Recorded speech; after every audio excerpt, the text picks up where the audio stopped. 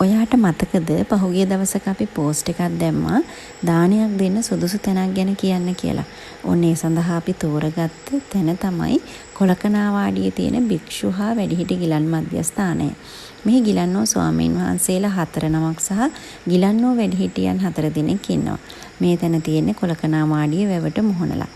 මේ මධ්‍යස්ථානය පොළොන්නරුවේ නාරද හිමියන්ගේ මූලිකත්වයෙන් තමයි පවත්වගෙන යන්නේ. අද දවසේ මේ දානය සඳහා දායකත්වය ලබා දුන්නේ ඩුබායි වල ඉන්න අද දිනට 26 වෙනි උපන්දිනය සමරන ඩිලක්ෂණ කාවින්ද මහත්මිය. ඉතින් ඔහුගේ සියලුම බලාපොරොත්තු පැතූ අයුරින්ම සාර්ථක වෙන්න සහ සැපවත් සහ ප්‍රීතිමත් ජීවිතයක් ලැබෙන්න කියලා අපි හදවතින්ම ප්‍රාර්ථනා කරනවා.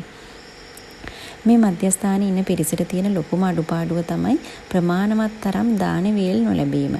ඉතින් ඔයාට පිසු ආහාර වලින් සහ වියලි ආහාර ද්‍රව්‍ය වලින් දානයන් දෙන්න පුළුවන්කම තියෙනවා වගේම ප්‍රමාණවත් තරම් වැසිකිලි පහසුකම් නොමැතිකම අලිවැටක අවශ්‍යතාවය රෝගීන් ගෙන යාමට ත්‍රිවිල් එකක අවශ්‍යතාවයකුත් තියෙනවා.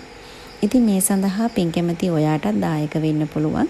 මේ තියෙන නම්බර වලට කතා කරලා පොළොන්නරුවේ නාරද හිමියන් සම්බන්ධ කරගෙන දානවලට සහභාගී වෙන්න පුළුවන්. ඒ වගේම සියලුම ආහාර අවශ්‍යතා සඳහා අම්මා ෆුඩ්ස් අපිටත් කතා කරන්න ඔයාලට පුළුවන්. එහෙනම් ගිහින් එන්න.